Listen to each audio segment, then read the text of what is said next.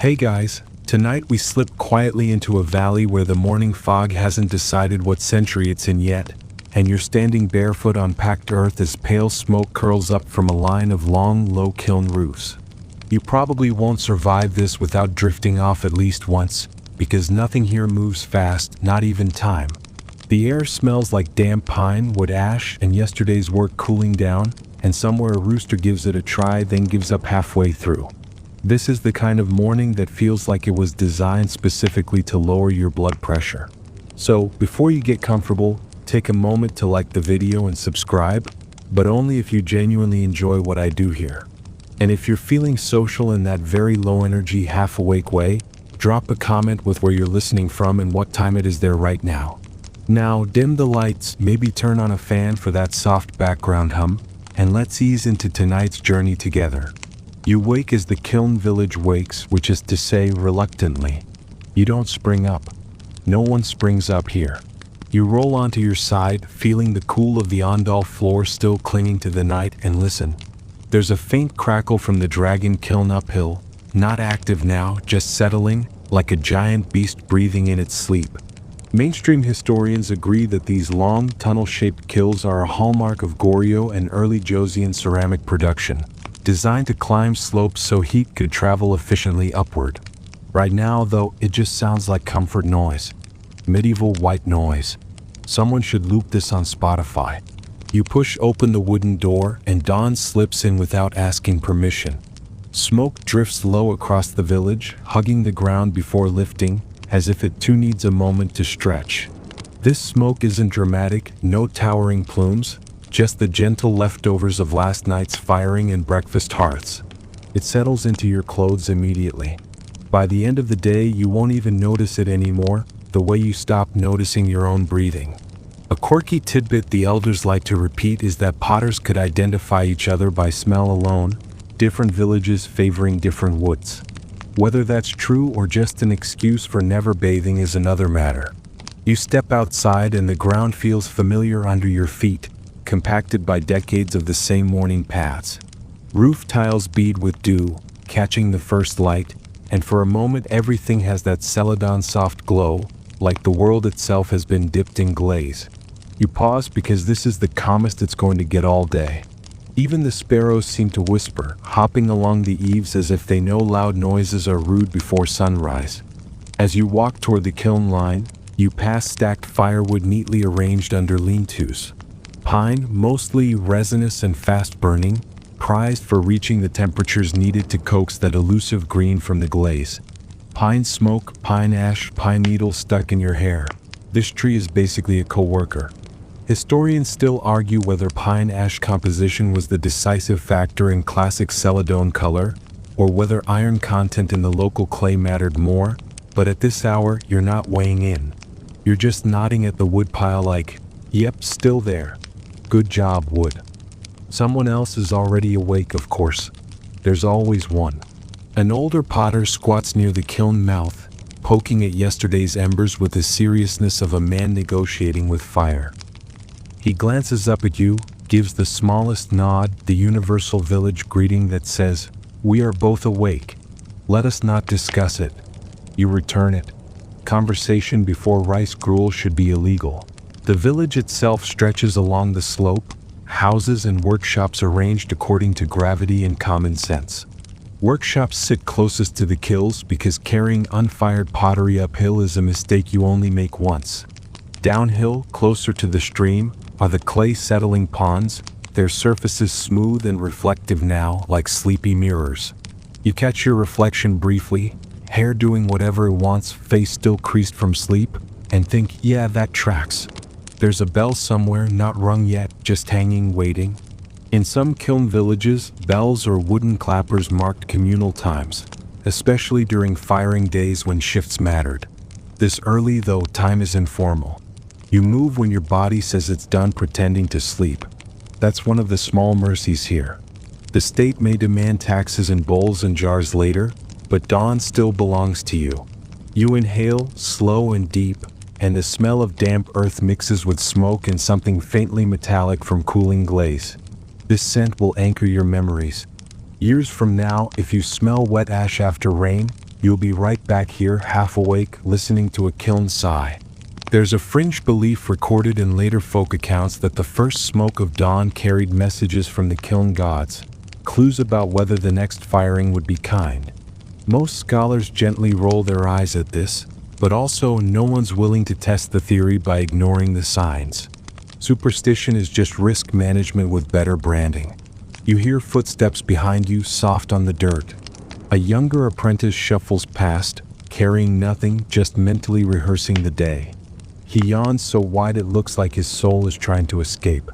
That's joke number one for the morning, whether he knows it or not. You smile because this is the rhythm. Wake, breathe, notice smoke, acknowledge existence. No rush. The clay isn't going anywhere.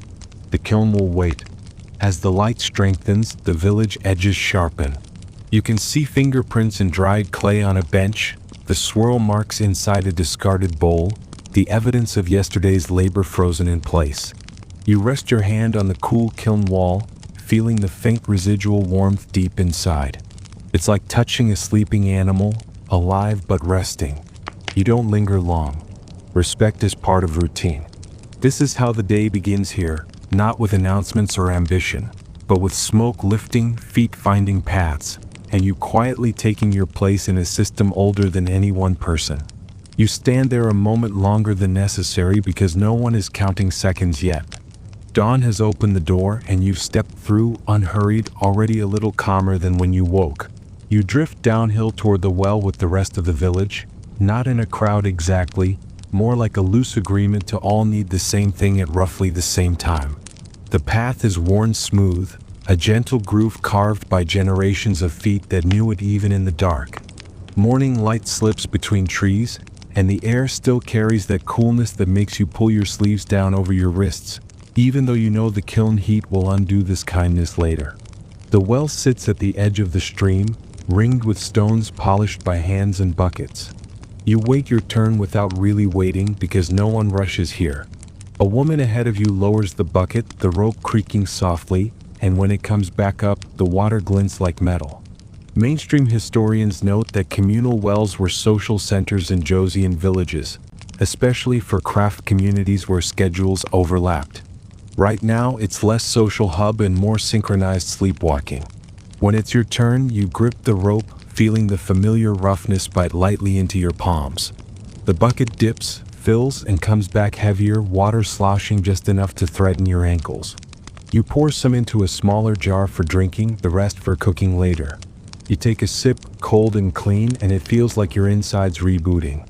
If there were a loading screen for humans, this would be it. Nearby, someone hums, tuneless but steady, the kind of sound you make when you're awake but not conversational. Another potter stretches, joints popping like distant firecrackers. You exchange a look that says, yes, the body is once again a list of complaints, but we move on. There's a fringe belief that the first water drawn each morning carried extra luck, especially for kiln days. Some families would save it specifically for mixing clay or glaze. Historians still argue whether this was widespread practice or just a later romantic invention, but you notice no one volunteers to skip the first draw just in case. With water sorted, you wander back toward the houses where thin smoke now rises from cooking hearths. Breakfast here is not an event, it's a suggestion.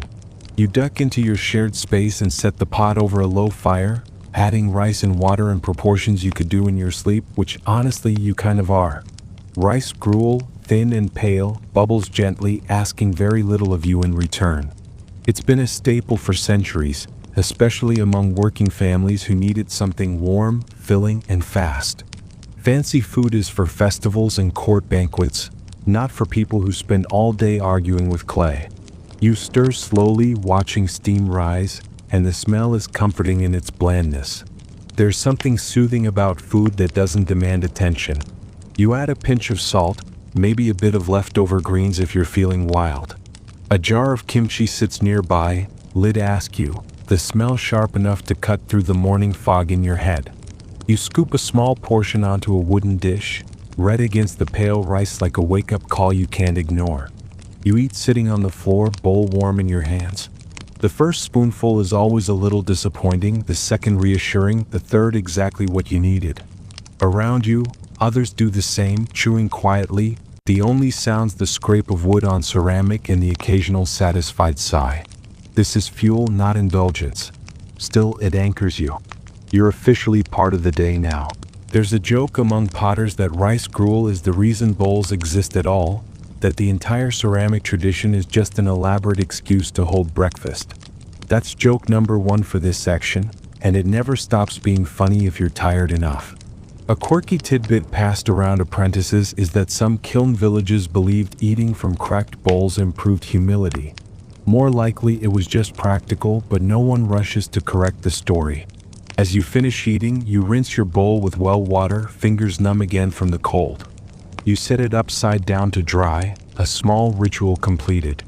Outside, the village is fully awake now, but still quiet, like a theater before the curtain goes up. Children dart between houses, already loud enough to prove they have more energy than is strictly fair. An elder scolds them half-heartedly, already smiling. You stretch, arms overhead, feeling your spine protest and then settle. Daily routines here are less about clocks and more about cues. When the gruel is gone, when the sun clears the ridge, when the kiln master steps outside and squints at the sky. Joseon-era records show that craft villages often organize time around work cycles rather than hours, and you feel that now, the day unfolding by feel.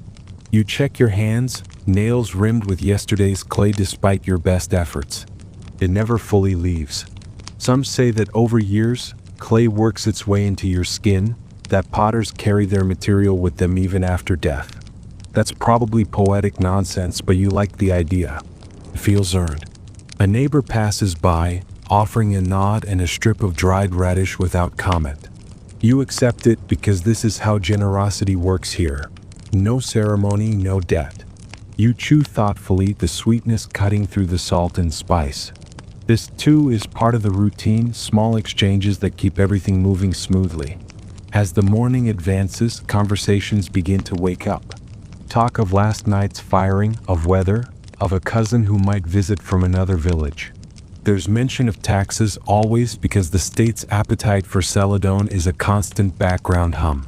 The government famously valued high-quality celadon for court use, and production quotas could shape entire communities. You let that thought drift by without grabbing it. It's too early for existential stress. You step back outside, bowl empty, stomach warm, and feel ready for the next motion. The well, the gruel, the quiet chewing, these are the hinges the day swings on. Without them, everything would feel unbalanced. You take one more breath of the cool air, already thinning as the sun climbs, and turn toward the clay pits, body moving before your mind fully catches up. The routines have done their job. You're awake, grounded, and gently ushered forward, carried by habits older than memory, into work that feels less like obligation and more like continuation.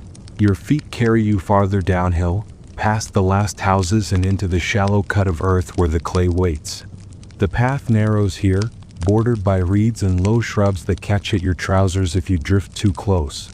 Morning has fully arrived, but it's still kind, the sun filtered through haze, the heat not yet pressing its weight onto your shoulders.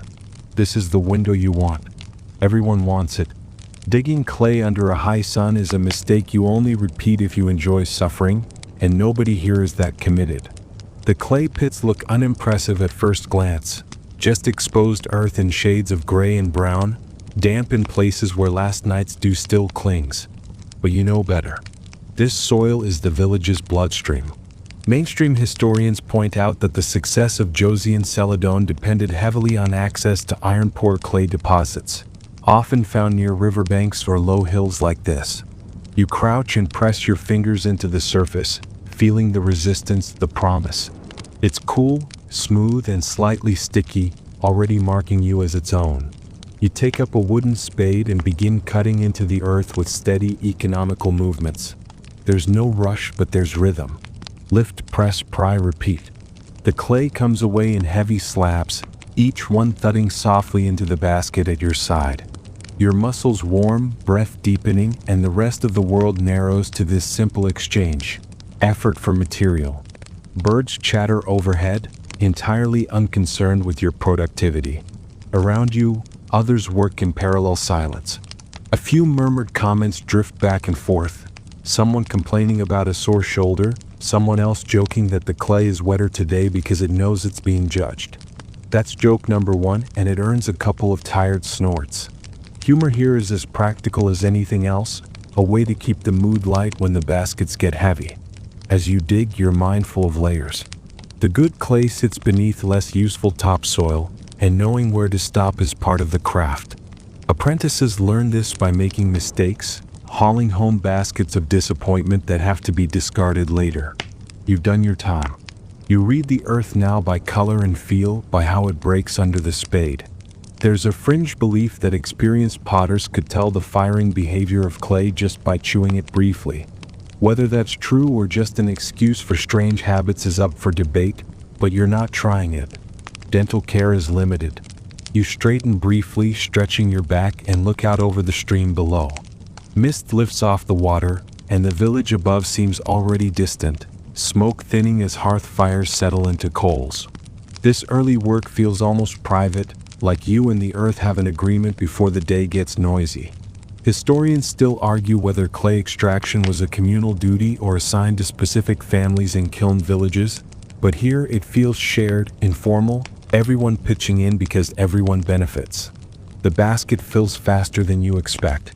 Clay is dense, unapologetically so, and you test the weight with a practiced lift. Heavy but manageable. You hoist it onto your back, the strap biting across your chest, and straighten slowly. For a moment, the world tilts, then settles. There's joke number two, the clay reminding you who's really in charge.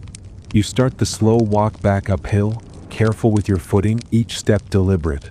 The path back is quiet except for breath and footfall. Sweat beads at your temples now, the sun higher, warmth spreading. You pass someone headed down, basket empty, and exchange a brief nod. No words needed. The rhythm of this exchange, empty baskets down, full baskets up, has been going on here for generations, a living conveyor belt powered entirely by human stubbornness. When you reach the settling ponds near the workshops, you pause. The ponds are shallow and wide, their surfaces broken by faint ripples where insects skim. This is where the clay will be soaked, broken down, impurities allowed to settle out. The science is simple but effective. Water, time, gravity. Mainstream accounts describe this as a crucial step in refining clay for high-quality ceramics, and you can see why. Even the best earth needs patience.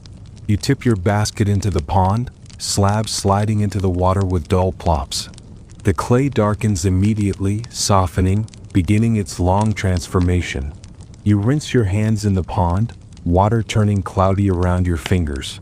This milky swirl is strangely satisfying, like watching potential dissolve into readiness. Someone nearby remarks on the quality of today's haul, noting fewer pebbles than usual. You agree, adding that the recent rains probably helped. Weather is always part of the conversation, an invisible coworker that can make or break weeks of labor. There's an old saying that the best celadon comes from years when farmers complain and potters smile. No one's entirely sure who coined it, but it gets repeated often enough to feel official. You empty another basket, then another, until the ponds are dotted with submerged clay, quietly doing nothing. That's the work now, waiting. The irony isn't lost on you. You sweat and strain to collect material, then immediately hand it over to time and water. That's the craft in miniature, really, knowing when to act and when to step back. You wipe your hands on a cloth, streaking it gray, and roll your shoulders. The heat is building now, the sun climbing with more confidence. You're glad you came early. As you turn back toward the workshop, you glance once more at the ponds, at the clay settling into itself. There's a sense of continuity here that's hard to put into words, a feeling that today's effort is already reaching into the future, shaping bowls not yet imagined. The morning has shifted gears. Your body is awake now, properly so, and the day's first real labor is behind you. Ahead waits the quieter, heavier work of transforming this earth into something that will outlast you. You take a breath, adjust your sleeves, and head inside, leaving the clay to dream underwater. You step into the workshop and the air changes immediately. Outside smells like damp earth and pine smoke. Inside smells like clay, wet and mineral, with a faint tang of old water and wood. The light is softer here, filtered through paper windows, dust motes drifting lazily as if they too are unhurried. The floor is cool underfoot, and your muscles loosen a notch, grateful for the shade. The clay from the settling ponds has been scooped out and piled onto low wooden tables, heavy and glossy, like something alive but asleep. This is where wedging begins, the unglamorous middle child of pottery tasks. No one ever dreams of wedging clay, but everyone knows that skipping it is how you invite disaster later. Mainstream historians agree that thorough wedging was essential in pre-modern ceramics to remove air bubbles and ensure even consistency, though they rarely dwell on how meditative it can feel. You plant your hands into the mass and begin folding, pushing, turning. The clay resists at first, then slowly yields, smoothing under pressure. Your palms grow slick, gray coating your skin, working its way into every crease. There's a rhythm to it, almost like kneading bread, and your breathing falls in line without you noticing. Press, fold, quarter turn. Press, fold, quarter turn. If there were a pottery version of counting sheep, this would be it. Around you, others do the same, each at their own table, heads down. Conversation is low and scattered, the kind that drifts in and out of awareness. Someone mentions a cousin who married into a kiln village farther south. Someone else complains about the price of firewood. You offer a non-committal hum, not because you don't care, but because your hands are busy thinking. That's joke number one, the idea that your hands have opinions now. A younger apprentice struggles nearby, clay tearing slightly as he works it. You glance over and quietly demonstrate a slower motion, less force, more patience. He nods, cheeks flushing, and adjusts. Teaching here is rarely formal. It's done through proximity, through watching and copying, through small corrections that don't make a big deal out of mistakes. Historians still argue whether such informal transmission was more effective than guild-style instruction, but looking around, it's hard to argue with the results. As you work, bits of village gossip stick like slip to your awareness. There's talk of an inspector rumored to be visiting next month, sent by the state to assess output quality. Joseon bureaucracy took ceramics seriously, especially celadon destined for court use, and inspections could mean praise or punishment. You file that away mentally, a distant concern. For now, the clay in front of you is the entire universe. A quirky tidbit you remember hearing from an elder is that wedging clay at dawn was believed to calm bad tempers in the material, making it less likely to warp in the kiln. It's probably nonsense, but no one wedges angrily if they can help it. Anger just makes your shoulders ache. There's joke number two. Clay is an emotional sponge, absorbing whatever mood you bring to it. If that were true, today's batch would be mildly sleepy and cautiously optimistic. You finish a lump and set it aside, smooth and uniform, then start another. Time stretches in a pleasant way here. Outside, the sun climbs, but inside, the light barely shifts. You could be here an hour or three. It's hard to tell. That's part of the appeal. In a world without clocks on every wall, your body becomes the timekeeper, and right now it's saying, keep going. Eventually, the clay pile diminishes, replaced by neat rows of prepared lumps ready for the wheel. You wipe your hands on a damp cloth, leaving pale streaks that will never quite wash out. Someone passes you a cup of water, and you drink gratefully, the coolness cutting through the dryness in your throat. You thank them with a nod. Efficiency and gratitude, another local specialty. Before moving on, you lean back against the post and let your arms rest. There's a moment of collective pause in the room, as if everyone senses the transition coming. Wedging is ending, throwing is about to begin. The energy shifts subtly, anticipation mixing with routine. You glance at the wheel nearby, its surface marked by countless past spins, and feel a familiar calm settle in. The clay is ready now, and so are you.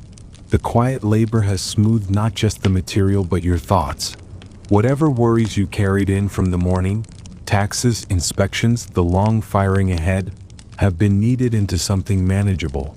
You step toward the wheel, hands still damp, mind steady, prepared to coax shape from formlessness, one slow rotation at a time.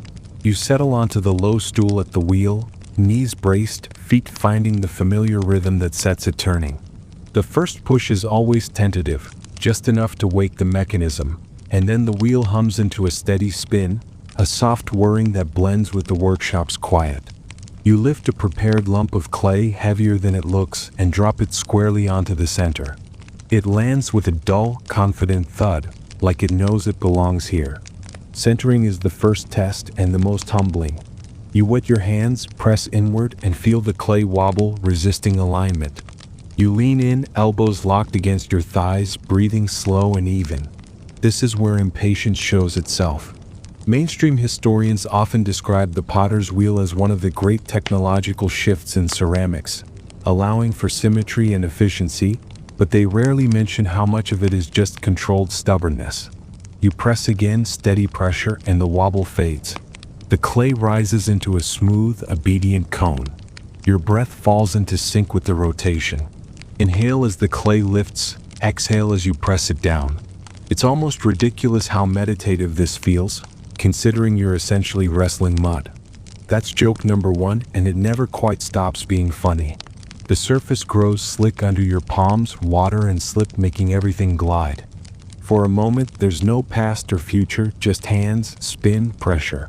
You open the center with your thumbs, slowly, carefully, feeling for even thickness. Too fast and you tear it. Too slow and you'll be here all day.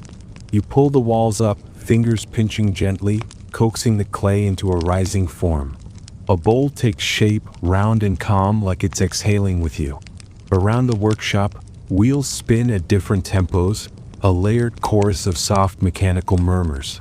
Someone nearby mutters a quiet curse as their piece slumps.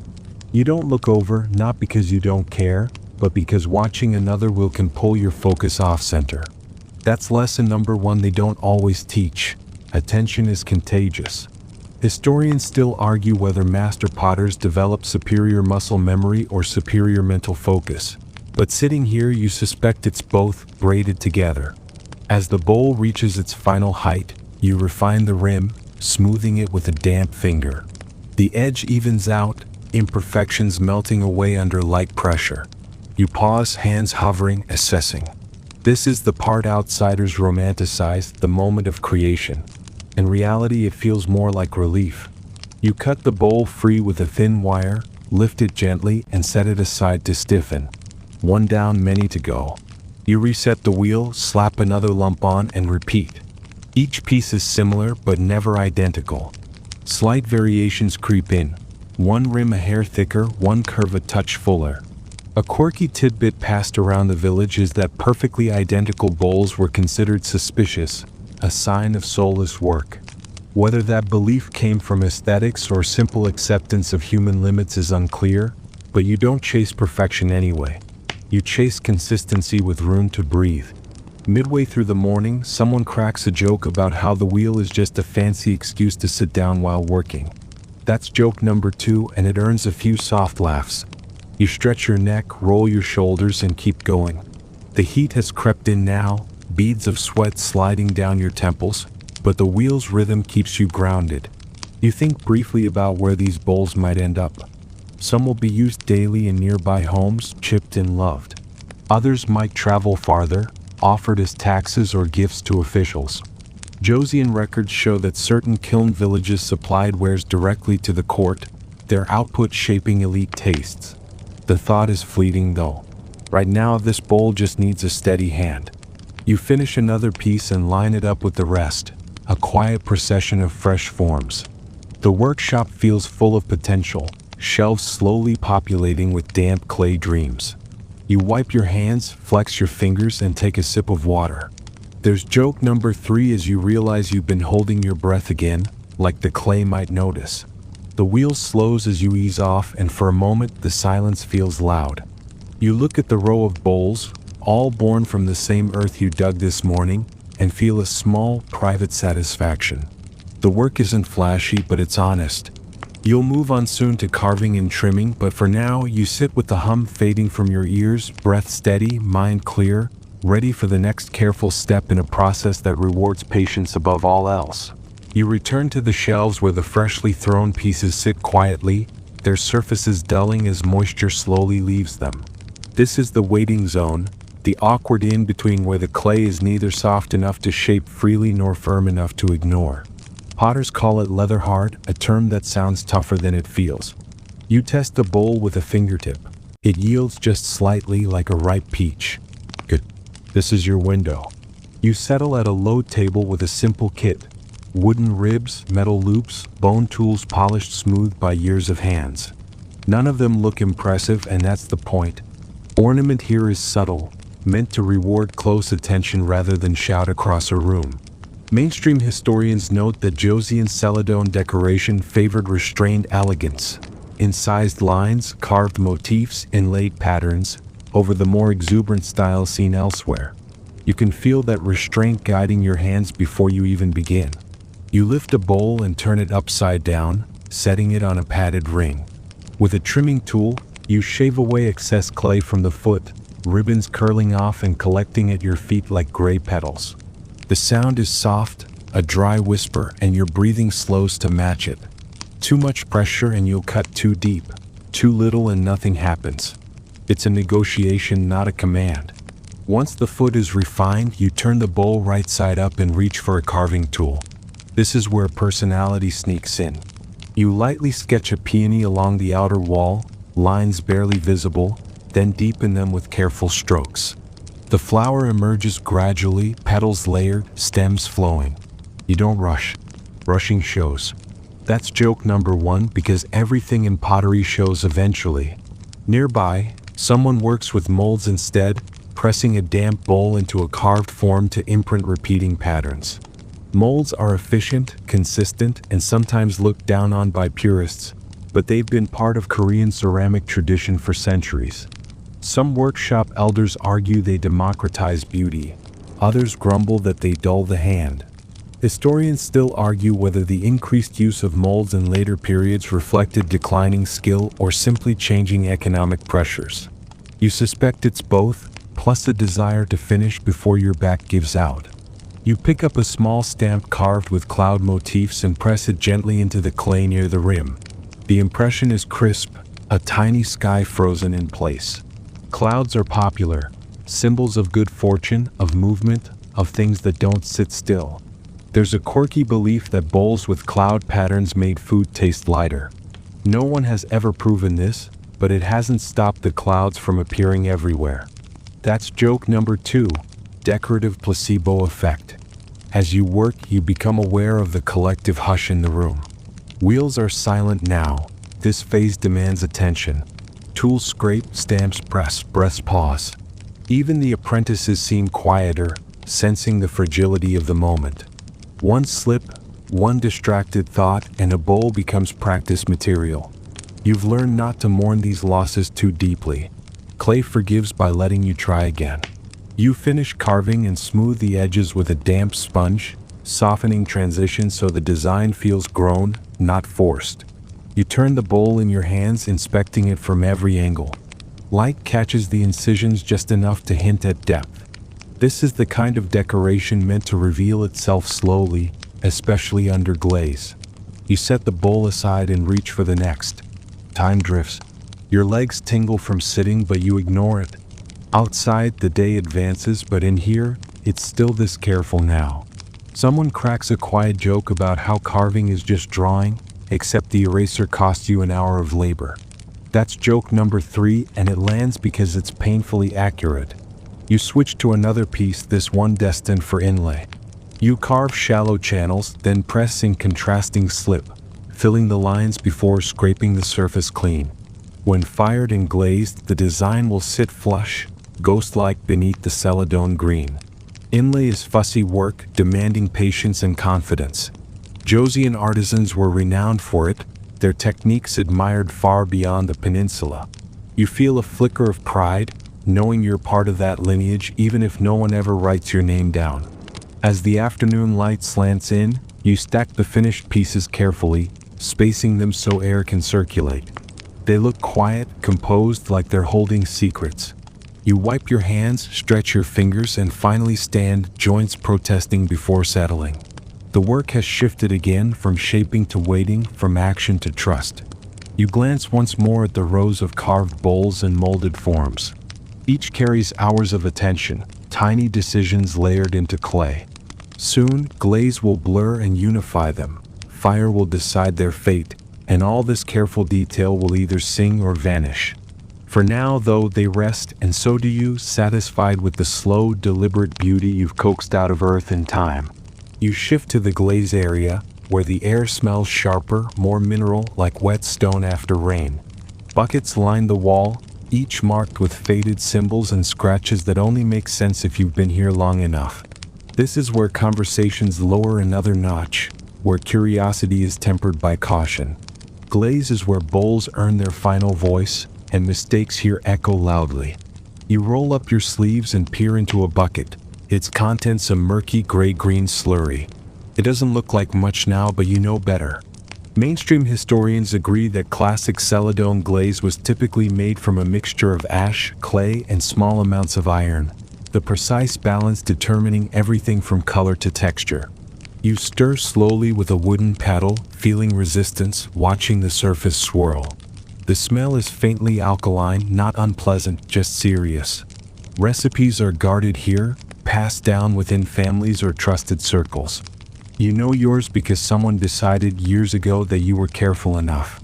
A quirky tidbit whispered among apprentices is that some potters added secret ingredients: crushed shells, special stones, even bits of old glaze ground back in, to improve results.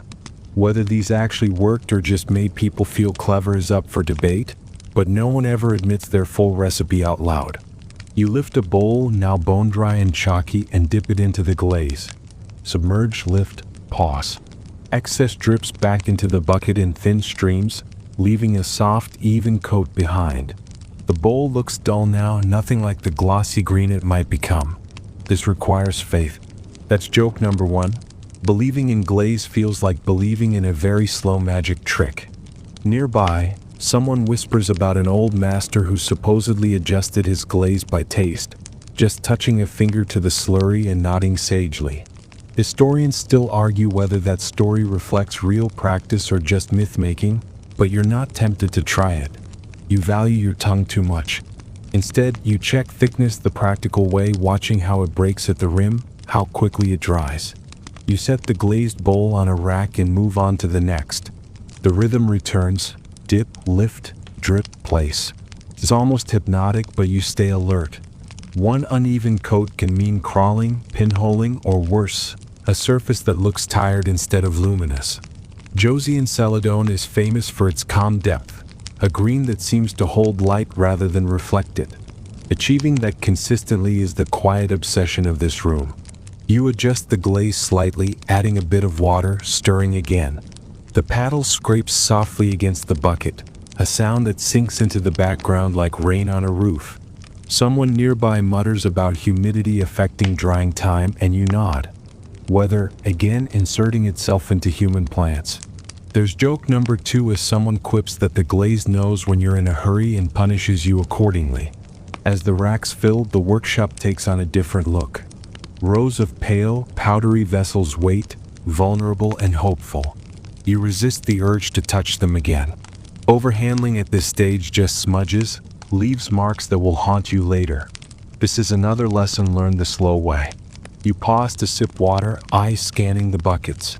Each one represents years of trial, of firing logs burned in frustration and joy. Some glaze formulas fell out of favor, others adapted as materials changed. Historians still argue whether the most famous celadon hues were the result of deliberate control or happy accident refined over time. Standing here, paddle in hand, you suspect it was a long conversation between both. A bell rings softly outside, signaling midday, but inside you barely notice. The glaze doesn't care what time it is. You finish the last bowl and step back, stretching your arms overhead. There's joke number three as you realize your sleeves are now permanently decorated with mineral splatter, a badge of honor no one asked for. You help carry the racks toward the kiln area, careful with each step. The pieces feel lighter now, deceptively so, and you move like you're carrying sleeping infants. Outside, the sun is high, heat pressing down, but the thought of firing keeps you focused.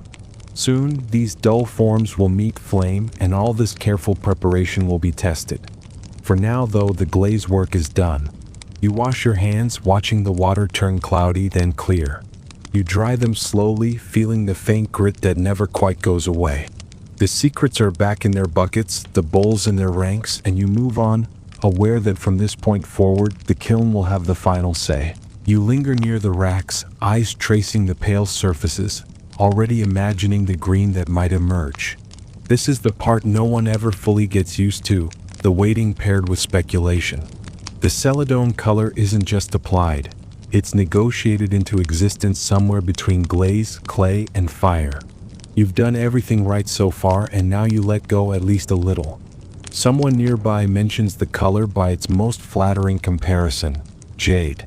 That's the dream, always that soft, milky green that seems to glow from within.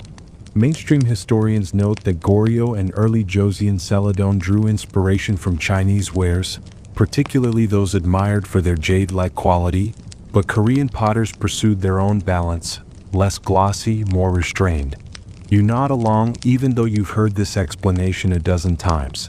It never quite answers the question of why one firing sings and another sulks. You pick up a test tile, a small shard used to judge glaze behavior, and turn it in your fingers. It's unassuming, but it carries a lot of hope. A quirky tidbit: you once heard claims that some masters could predict the final color just by the sound the glaze made when it dried, a faint crackle only they could hear. Whether that's heightened skill or heightened imagination is unclear, but it makes for a good story during long nights. As you help arrange the racks in order of firing priority, the talk drifts, as it often does, into theory. Someone insists iron content is everything, that the slightest variation shifts the green toward blue or brown. Another argues it's all about reduction atmosphere in the kiln, starving the fire of oxygen at just the right moment. Historians still argue whether celadon's signature hue depended more on material composition or firing technique, and listening to this debate feels like sitting in on an ancient academic conference, just with more ash and fewer scrolls. You don't take sides. Experience has taught you that certainty is dangerous in pottery.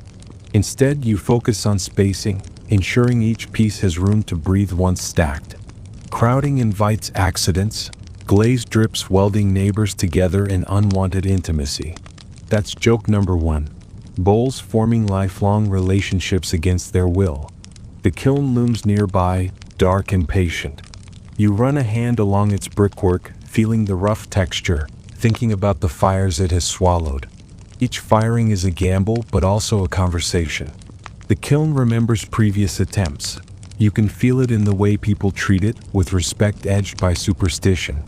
There's a fringe belief that kilns develop personalities over time, favoring certain forms or glazes. You don't laugh at that. After enough firings, it's hard not to feel like the kiln has opinions. You step back inside to escape the heat, wiping your brow. The afternoon light slants low enough to make the glaze look almost luminous already, a trick of the eye. For a moment, you imagine the finished bowls on a table somewhere far from here, holding rice or tea, their surfaces cool and smooth. The thought is calming, grounding. Someone cracks a joke about how celadon is just green pottery with better marketing. That's joke number 2, and it earns a few grins. Marketing aside, though, you know the work that goes into chasing this particular green, the way it keeps potters humble. As the preparations wrap up, the mood shifts again from careful handling to logistical focus. Loading the kiln is next, and that demands its own kind of attention. You take one last look at the racks, committing their arrangement to memory. Soon, fire will blur all these distinctions, turning individual effort into collective outcome. You breathe out slowly, letting the anticipation settle into something quieter. The debate about origins, the whispered secrets, the endless adjustments, all of it funnels toward the same moment. For now, you accept the uncertainty. The celadon green will be what it will be, and you'll meet it on the other side of the firing, ready to learn whatever lesson it decides to teach. You move into the kiln shed with the racks, and the temperature shifts again, warmer even before a single flame is lit. The dragon kiln stretches uphill like a long, slumbering spine, its arched chambers dark and soot-stained. This is where careful planning replaces creative wandering. Loading the kiln is less art and more quiet mathematics, and everyone feels it. You kneel beside a stack of saggers, protective ceramic boxes that shield wares from ash and direct flame. They're scuffed, cracked, patched with history, and heavier than they look. Mainstream historians note that saggers were essential in high-temperature wood-fired kilns, allowing finer control over surface finish, especially for prized celadon. Right now, they just feel like responsibility with handles. You lift a bowl and nestle it inside a saggar, patting the base with small clay wads. The spacing matters. Too close and glaze will kiss glaze in ways no one invited. Too far apart and you waste precious kiln real estate. You measure gaps with your eyes, an internal ruler calibrated by years of trial and error. That's joke number 1. The invisible measuring tape everyone pretends not to have. Around you, others do the same, moving slowly, deliberately. No one rushes here. A dropped piece is a heartbreak you don't need. Someone whispers a reminder about stacking order. Larger forms lower, delicate pieces higher where heat evens out. Historians still argue whether placement mattered more than firing schedule, but no one volunteers to test the theory recklessly. You stack saggers atop each other, building careful towers that will slide into the kiln chambers. Each stack is counted, logged mentally, its contents remembered. This is the careful math phase. How many bowls, how many jars, how much space left for experimental pieces? Someone mutters about fitting in one extra test tile, and another shakes their head. Greed is how accidents happen. You pause to stretch your fingers, flexing them slowly. The air smells of old ash and warm brick, comforting in a strange way. There's a fringe belief that counting kiln loads aloud invites bad luck, so most of the math happens silently, brows furrowed, lips pressed tight. You catch yourself mouthing numbers and stop just in case. Superstition costs nothing and might buy peace of mind. As the first stacks slide into the kiln mouth, the choreography begins. One person guides, another pushes, another watches alignment.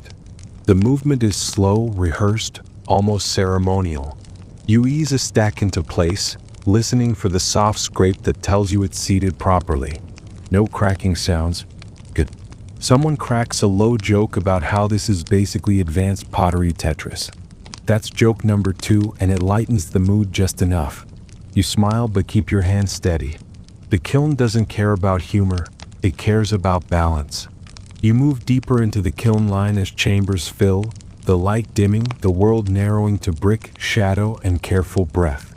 Heat lingers from past firings, radiating gently. You feel it on your cheeks, a reminder of what's coming. Mainstream records describe kiln loading as one of the most skilled tasks in ceramic production, often entrusted to experienced workers. Standing here, you understand why. By the time the last saggar slides in, your shoulders ache pleasantly, the kind of ache that says work was done right. You step back, surveying the loaded kiln, mentally retracing each stack. There's nothing more to adjust now. The math is finished, the variables are set. You wipe your hands on your trousers, leaving pale marks that won't come out. Outside, the afternoon leans toward evening, shadows lengthening. Soon the fire will start and time will stretch in new ways. For now, you allow yourself a quiet nod of satisfaction. The kiln is loaded, the pieces are placed, and the careful calculations fade into trust. You step back from the kiln mouth and feel the shift in energy immediately. Loading is over, the dance changes tempo. This is the moment where everyone moves a little more carefully, like the room itself is holding its breath. The dragon kiln lies full now, a long line of sealed potential, and your role turns from arranging to attending. You help brick up the openings, stacking mud-smeared blocks into place, sealing gaps with practiced swipes of wet clay. The motions are familiar, almost soothing. Mainstream historians note that sealing the kiln properly was crucial for controlling airflow and temperature, especially in long, multi-chambered kilns like this. Right now, it just feels like tucking something in before a very intense nap. Once the last opening is closed, you stand with the others for a moment, looking at the kiln's profile against the slope. There's a quiet pride in that shared pause. Someone murmurs a brief remark about hoping the kiln is in a good mood today. No one laughs. That's not a joke, that's logistics. The first fire mouth is prepared, kindling stacked carefully, larger logs nearby. You crouch and help arrange the wood, angling pieces so air can move freely. This early stage isn't about heat yet. It's about warmth, about coaxing rather than demanding. A quirky tidbit passed down is that rushing the initial fire offends the kiln spirit, leading to cracks and warping. Whether that belief arose from observation or superstition is up for debate, but the result is the same. You take it slow. You strike flint, sparks catching, and the first flames lick at the wood, tentative and bright. The smell of fresh smoke blooms, sharper than the morning's leftovers. You watch carefully, adjusting the wood, feeding the fire just enough to keep it alive without overwhelming it. That's joke number 1. Babysitting a fire that could melt stone if you let it. As the fire settles into a steady burn, you move in sync with others, trading places, checking vents, listening. The kiln begins to respond, a low hum building, bricks warming under your palms. Historians still argue whether experienced potters could accurately judge temperature by touch and sound alone, but you can feel something changing, a subtle shift that says the kiln is awake now. You glance at the sky, noting the light, the breeze. Weather matters during firing, influencing draft and burn rate. A sudden gust can change everything. You adjust the vent slightly, watching how the flame reacts, learning its language all over again. This is where firing becomes less about plans and more about conversation. Someone cracks a quiet joke about how the kiln schedule is the original all-nighter. That's joke number 2, and it earns a tired chuckle. You know what's coming: hours of tending, watching, listening, with time stretching and folding in on itself. There's comfort in that predictability though. Long nights are easier when everyone knows their part. As the heat builds, you rotate through tasks, hauling wood, checking seals, monitoring smoke. The kiln's presence grows, radiating warmth, asserting itself. You feel it on your face, your forearms, your shins. Sweat forms quickly now, trickling down your back. You wipe your brow and keep going. By evening, the kiln has settled into a rhythm, flames steady, smoke thinning as combustion improves. You take a moment to sit on a low stool, watching the fire mouth glow. The bricks reflect orange light, shadows dancing. It's mesmerizing in a way that never quite fades, no matter how many firings you've seen. There's joke number 3 as someone remarks that if you stare too long, you'll start seeing shapes in the flames. Ancestors, dragons, maybe tomorrow's dinner. You smile but keep your gaze soft. The fire demands respect, not imagination. The choreography continues, slow and deliberate. You feed the kiln, listen, adjust. The day has slipped into night without ceremony, and you're fully inside the process now. The kiln is alive, the village orbiting around it, and you move with it, ready for the long watch ahead. You feel the work migrate outward, away from the kiln mouth and into the surrounding forest, because fire eats with the way the day eats hours. Someone hands you a rope and gestures uphill, where stacks of pine wait under the trees. You nod, shoulders already bracing for the familiar strain. This is the less glamorous half of firing, the part that smells like sap and sweat and repetition. The forest path is narrow and worn, needles softening each step. Pine trunks rise straight and patient, their bark flaking under your fingers as you pass. Mainstream historians note that pine was the preferred fuel for many Korean kilns because it burned hot and fast, producing ash that interacted favorably with celadon glaze. Right now, it's just heavy, stubborn wood that needs to move from here to there. You loop the rope around a bundle of logs and hoist them onto your back, settling the weight carefully. The first few steps are always awkward, your body negotiating balance. Then it finds its way, muscles remembering the route even if your mind drifts. That's joke number 1. Your legs knowing this path better than your thoughts ever will. Others move alongside you, some silent, some quietly talking. The conversation is practical. How much wood left? How fast the fire is eating, whether tonight will be long or very long. There's a rhythm to the hauling, a pendulum swing between forest and kiln that has worn these paths smooth over generations. You follow the grooves without thinking, feet landing where countless others have landed before. As you walk, the smell of resin clings to your clothes, sharp and clean. You brush against low branches, needles catching in your hair.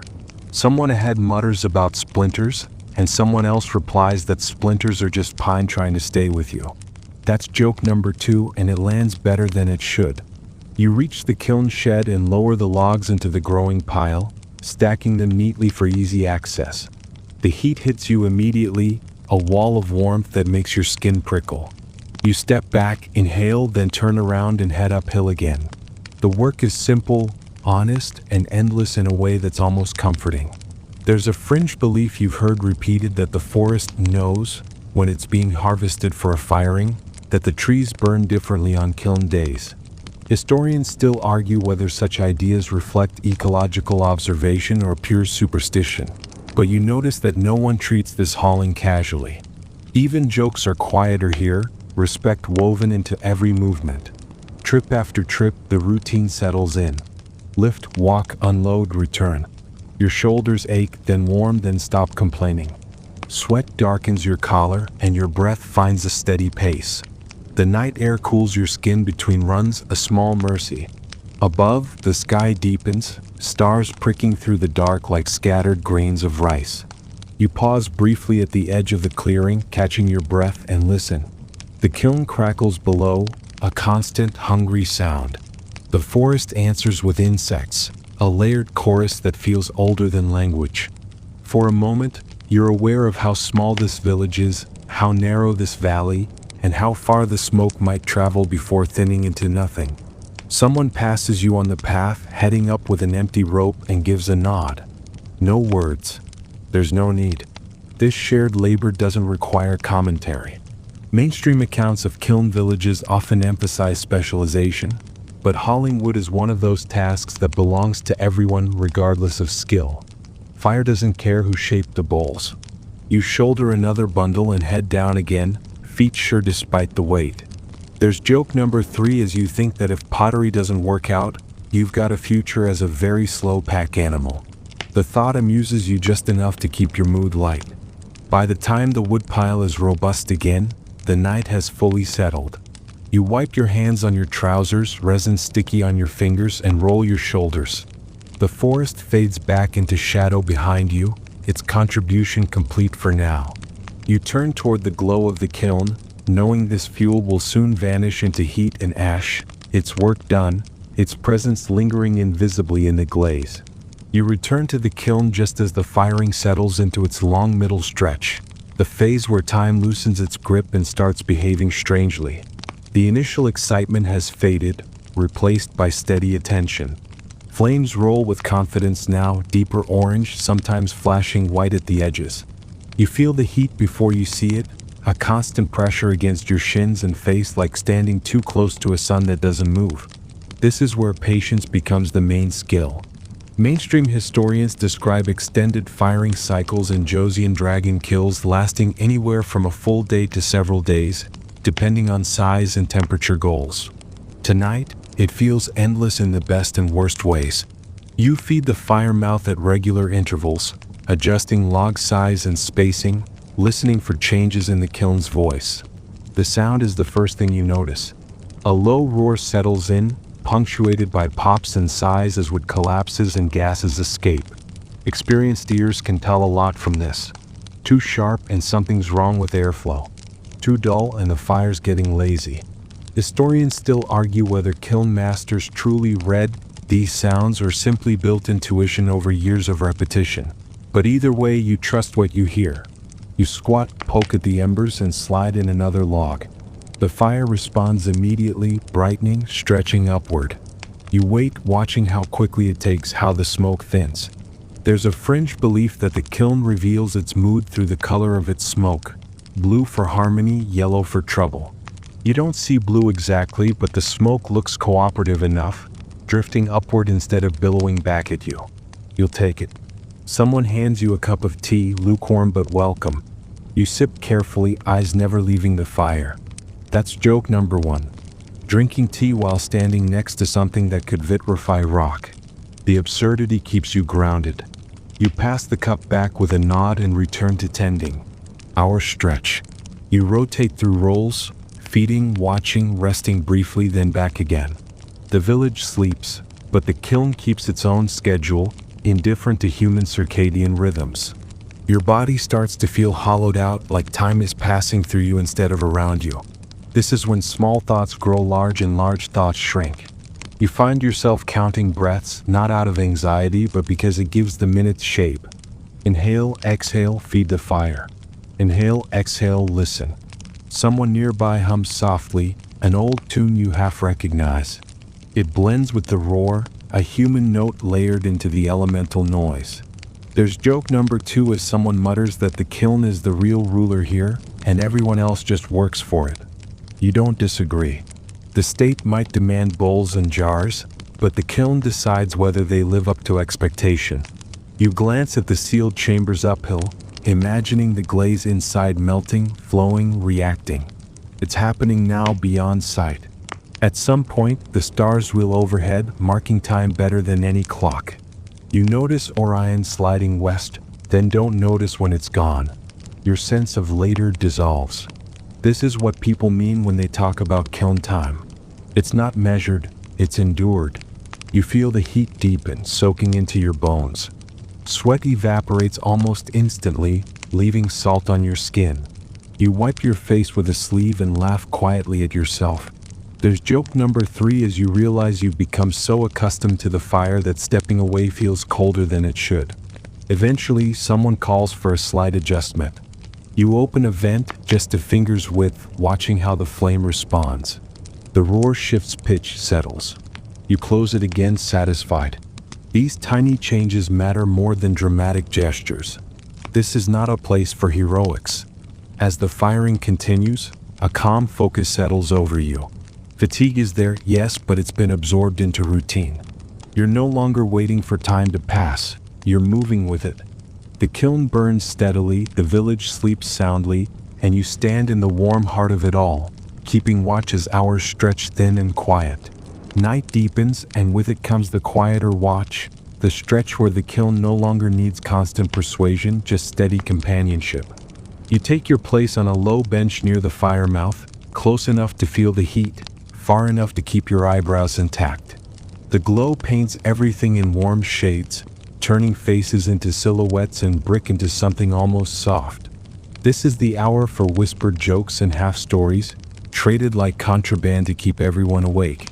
Someone points out a shape in the flames that looks suspiciously like a carp. Someone else says it's clearly a dragon with a bat posture. That's joke number 1. And it lands because everyone is tired enough to see whatever they're told to see. You smile, eyes still on the fire, because even jokes feel quieter here, as if the kiln might overhear. You take a turn walking the length of the kiln, checking seals, listening at each chamber. The bricks radiate heat evenly, a good sign. You rest your palm against the surface for a heartbeat, just long enough to sense the difference between alive and angry. Mainstream historians often describe kiln masters judging temperature by cone indicators or color, but in practice, touch and intuition played a role too. You don't linger. This is information gathering, not bravado. Back at the fire mouth, someone hands you a handful of chestnuts roasted earlier in the embers. They're slightly burnt, still delicious. You crack one open and blow on it, the steam fogging briefly in the night air. That's joke number 2. Gourmet dining, Kiln Village edition. You chew slowly, savoring the small luxury, the sweetness cutting through smoke and fatigue. Talk drifts to past firings, the legendary ones and the disasters. There's a story about a kiln that collapsed mid-firing decades ago, taking half the village's work with it. Some say it was built too hastily, others insist a ritual was skipped. Historians still argue whether structural failures were more often due to design flaws or material fatigue, but around the fire, the lesson is simpler: respect the process. You laugh softly at another joke, this one about apprentices sleeping through their watch and being haunted by cracking sounds forever after. That's joke number 3, and it earns a few nods. Fear is a useful motivator at this hour. You stretch your legs, feeling stiffness settle in, then ease it out with slow movement. No sudden motions. Everything is deliberate. The sky overhead is a bowl of stars, clearer now that the day's smoke has thinned. You glance up and orient yourself by familiar constellations, a habit older than calendars. The night feels thick but not oppressive. It wraps around the kiln and holds it steady. Somewhere down the slope, an owl calls, and the sound threads through the roar of the fire without disturbing it. A quirky tidbit surfaces in conversation. An old belief that certain jokes told during firing could influence glaze outcome, lightening the mood and the color. No one claims to know which jokes those are, but everyone agrees bad jokes should be avoided. You mentally rate the evening's humor as acceptable, which feels like the best you can hope for at this hour.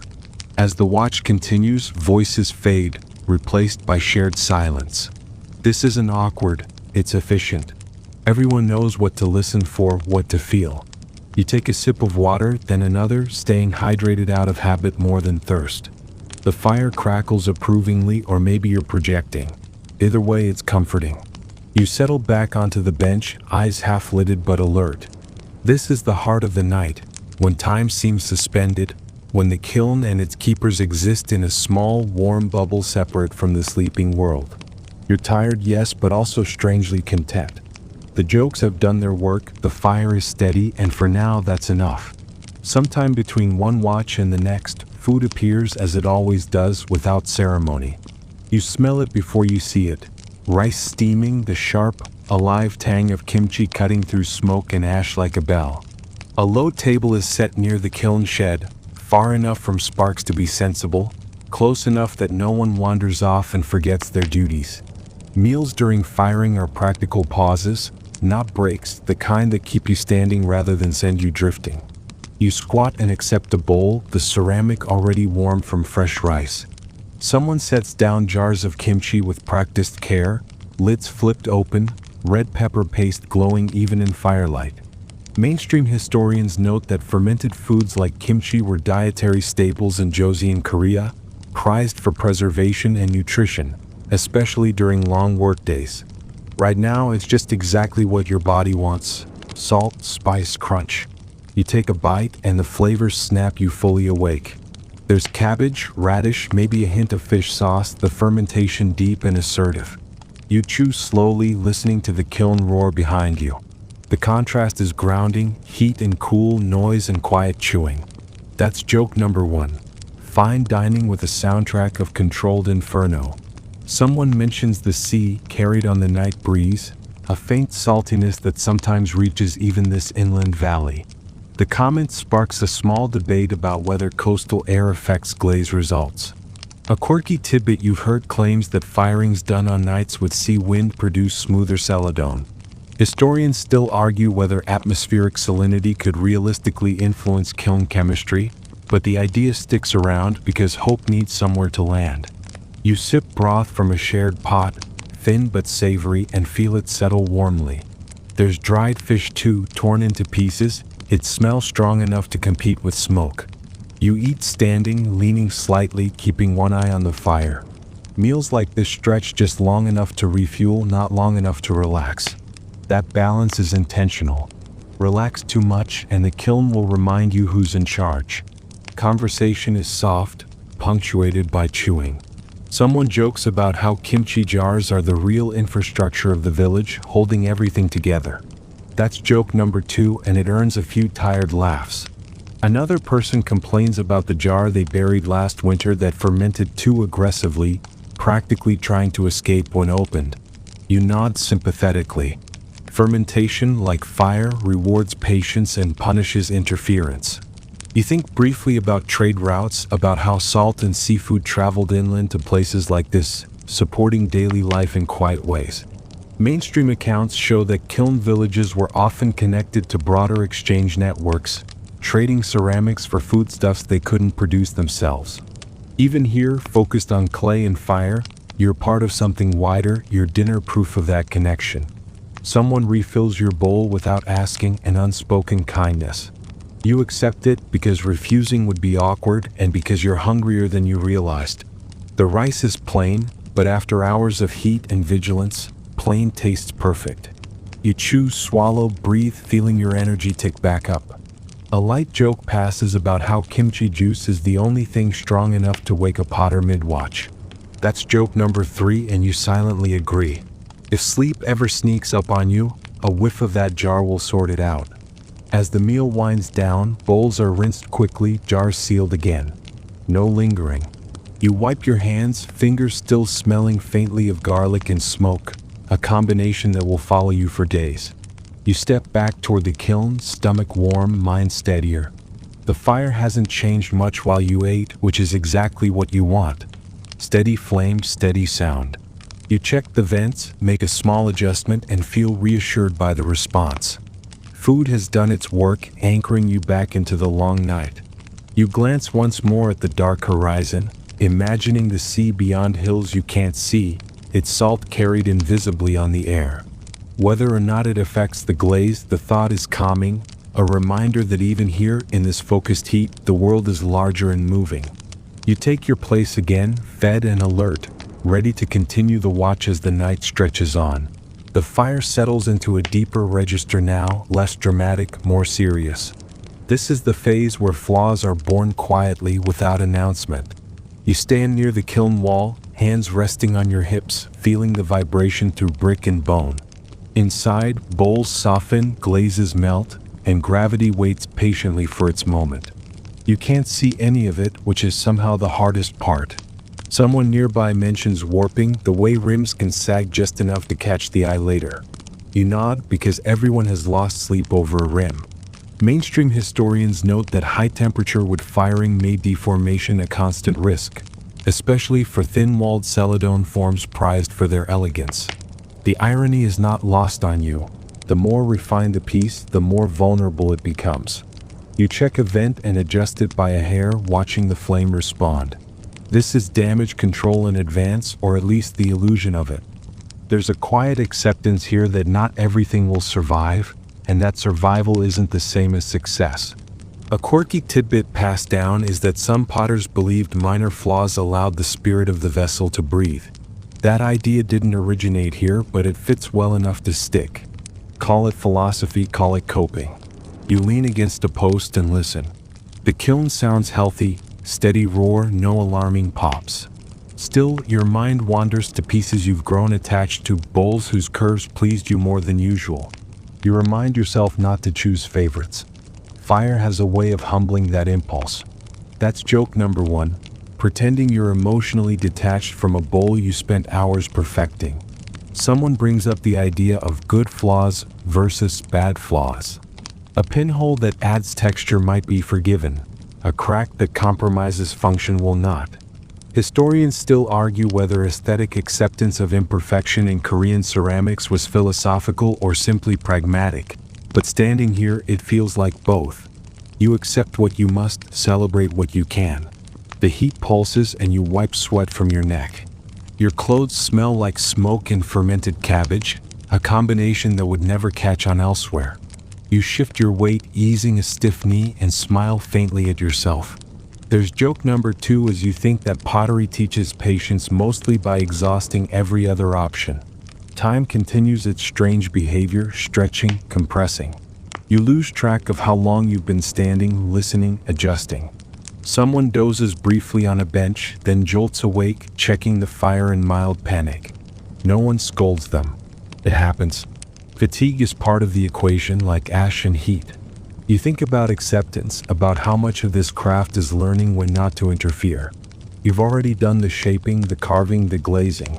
Now the kiln writes the final chapter. You can guide, nudge, respond, but you can't control. That lesson seeps in slowly over years until it becomes second nature. There's joke number three when someone says the kiln is basically grading everyone's homework at once. You exhale a soft laugh. It's accurate and a little cruel. You glance uphill again, imagining the glaze flowing, pooling, freezing in place. Some pieces will emerge better than you hoped. Others will teach you something you didn't ask to learn. As the night leans toward morning, you feel a quiet resolve settle in. Whatever flaws appear will be faced together, evaluated with clear eyes. Perfection was never the goal, not really. Balance was. Usefulness. Beauty that survives handling. You take one more slow breath, feeling the heat steady and sure. The kiln continues its work, indifferent to worry, and you let yourself mirror that steadiness. Acceptance here isn't resignation. It's trust in a process bigger than any. Hours fold into each other, and the night is now thick, warm, and unrelenting. You move slowly, almost in a trance, checking vents, feeding small logs, listening to the kiln breathe. The roar has become a lullaby of sorts. Intense, yes, but rhythmic, like a pulse you can sync your heartbeat to. Mainstream historians often describe this period as the soaking stage of firing, when temperatures stabilize and glazes start their final transformations. Right now, it feels like waiting inside a living thing. You take a moment to wipe sweat from your brow and notice the way shadows stretch across the workshop. The racks of unfired pieces, now empty, are dark shapes against the glowing kiln. The firelight flickers across the walls, painting the tools and benches in molten gold and deep charcoal. A quirky tidbit comes to mind. Some potters believe that shadows themselves could affect drying clay or even kiln outcome, which makes sense if you squint too hard. That's joke number 1. You imagine your shadow inspecting your technique, silently judging. Your gaze drifts to a small bowl you carved earlier, now tucked behind a sadgar. You remember the delicate incisions you made, how carefully you smoothed the edges, and a pang of attachment flares. It's impossible not to care. Historians still argue whether emotional attachment influences outcomes, but sitting here watching fire, you suspect it might, at least in terms of focus and patience. The air is thick with heat, smoke, and the faint, lingering tang of ash and resin. Each breath feels weighted but manageable. You take another sip of water, lukewarm, appreciating its simple relief. Someone nearby jokes about how water is now the most precious commodity in the valley. That's joke number 2, and it earns a soft grin from everyone awake. Survival skills disguised as humor, classic night in a kiln village. You check the flame patterns again. The tips flicker white, the core burns a stable orange. You've adjusted the vent just slightly, and the change is subtle but encouraging. Every small tweak is magnified by hours of fire. Every decision has consequences. That's joke number 3. Managing invisible chemistry with nothing but intuition and patience. You shake your head, smiling faintly before moving along to inspect the next chamber. The conversation dwindles to murmurs, whispers about past firings and the ones still to come. Someone recounts a legend of a master potter whose glaze never failed, until one day it did spectacularly.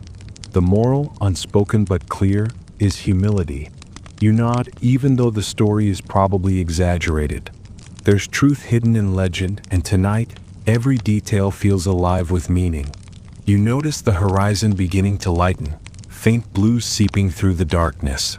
Dawn approaches, but the kiln still dominates. You step back from the fire mouth for a moment and breathe deeply, feeling the night's work settled into your bones. Fatigue lingers, yes, but it has a rhythm now. Your body knows what to do, even if your mind drifts. The village sleeps around you, the forest silent except for the occasional rustle of night creatures. You are the attentive witness to this slow, miraculous transformation.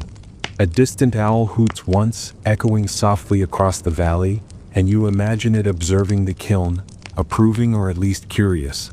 The fire's roar continues steadily, a constant companion, and you feel a quiet camaraderie with it. Hours stretch endlessly, but there is comfort here. In control paired with surrender, in repetition paired with unpredictability. The sun is climbing higher, its light beginning to hint at morning, but for now you stay where you are, hands resting lightly on the warm bricks, mind alert, body steady, watching the kiln live its slow, patient, exacting life. The first hints of dawn stretch across the horizon, softening shadows and brushing the valley with pale gold. You feel the difference immediately. The air cools just slightly, carrying the faint scent of dew and pine from uphill. The fire, still alive and strong, now competes with the emerging light, creating a strange, suspended hour where everything seems both intense and gentle at once. Mainstream historians note that firing through night into dawn was common in Joseon kiln villages, allowing potters to control heat while benefiting from cooler morning air for airflow management. Right now, it feels like standing between two worlds. You step back from the kiln mouth, letting the heat wash over you, and glance at the racks of glazed pieces. Some of the silhouettes catch the light differently, teasing shapes that might become perfect. A quirky tidbit surfaces. Some potters believe that the first touch of sunrise on a kiln shed could subtly influence glaze color, though whether this was poetic fancy or observational truth is debatable. That's joke number 1. Blaming sunlight for minor imperfections in your work instead of the fire, your hands, or sheer chance. The roar has softened to a steady murmur, and you move along the kiln line, checking vents, brushing ash from bricks, listening for anything unusual. Your body is tired, muscles humming, but the rhythm carries you. Each adjustment is subtle.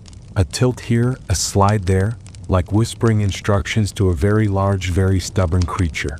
Historians still argue whether master potter's skill came from years of muscle memory, intuition, or some combination of both. And standing here you understand the nuance. It is all intertwined. You sip water from your canteen, feeling it slide down like a cool bomb. Someone near you unwraps a leftover rice cake, offering a small piece without words. You accept, and the simple sweetness feels more indulgent than any feast. That's joke number 2. The high cuisine of kiln villages where fire, sweat, and starch rule supreme. You chew thoughtfully, eyes scanning the kiln as the first birds begin to stir in the trees above. Conversation is sparse now, more observational than verbal. Someone whispers about a particular chamber heating faster than predicted, and a gentle adjustment is made. The rest of the group nods, silent acknowledgement passing between experienced eyes. This is teamwork without ceremony, efficient and almost telepathic after years of repetition. You feel part of something enduring, a rhythm older than any of you individually. You glanced uphill at the last of the woodpile, now reduced to glowing embers. Each log burned methodically, feeding the fire in careful intervals. A fringe belief comes to mind, that logs chosen for their straightness and grain pattern help the kiln breathe more evenly. Whether true or myth, you treat each piece of wood with the same respect as you would a fragile bowl. That's joke number 3, reverence for firewood. Only in a kiln village. Your eyes wander back to the kiln itself. Flames curl around the bricks, licking the interior in a dance you've learned to read, each flicker telling a small story of temperature, air, and pressure. You adjust one vent slightly and the flame arches, settling into a smoother curve. The kiln responds to attention, not commands. It's a partnership you've grown used to, a dialogue without words, grounded in heat and patience. As sunlight creeps further, warming the valley more evenly, the fire continues its long journey. You feel a subtle pride and relief, knowing the night's labor has carried through, nothing lost, much gained. You take a deep breath, allowing the mixture of ash, smoke, and early morning pine to fill your lungs. The village stirs softly in response, but the kiln still dominates, a patient sentinel over your work and the delicate celadon pieces inside. Morning light fills the kiln shed, softening the intense glow of the fire, and you realize the night's labor is shifting into its final stretch. The air is warm but no longer oppressive, carrying faint notes of ash and pine resin that linger on your skin. You move carefully among the racks, checking the kiln's response to the overnight burn. Each chamber hums steadily, the roar now consistent, almost conversational. Mainstream historians emphasize that the final stages of firing determine much of celadon's signature translucence and color depth, making this the most critical period for patience and attention. Right now, it feels like reading a secret language written in heat and brick. You crouch beside a particularly full chamber, noting the subtle swirl of flame across the bricks. A quirky tidbit comes to mind. Some potters believe that the pattern of ash inside the kiln could predict glaze outcomes, almost like tea leaves. Whether it actually works is debatable, but it gives the masters a quiet excuse to stare at flames for hours without guilt. That's joke number 1, kiln superstitions doubling as occupational therapy. You adjust the vents slightly, feeling the bricks respond under your fingertips. The shift is minimal but meaningful. Every movement counts. Historians still argue whether the greatest celadon masters relied more on intuition or learned formulas, but standing here, it feels like a combination, years of habit guiding micro-adjustments with a sixth sense that's difficult to describe. Your muscles remember before your mind fully does. You step back and stretch, noticing the fatigue in your shoulders and legs. Sweat has dried, leaving a fine layer of ash and salt on your skin. A colleague offers a sip of water and you accept gratefully. There's joke number 2. That water tastes like victory after a night spent tending fire. You swallow slowly, letting it soothe both mouth and nerves. A faint whiff of smoke carries from the fire mouth as you rotate along the kiln line. You check each stack, ensuring saggar placement hasn't shifted, that vents are balanced. The discipline of placement becomes almost meditative, a repetitive dance where every step matters. You hear a soft murmur from another worker, describing a subtle change in flame color. You nod without speaking, sharing knowledge through observation alone.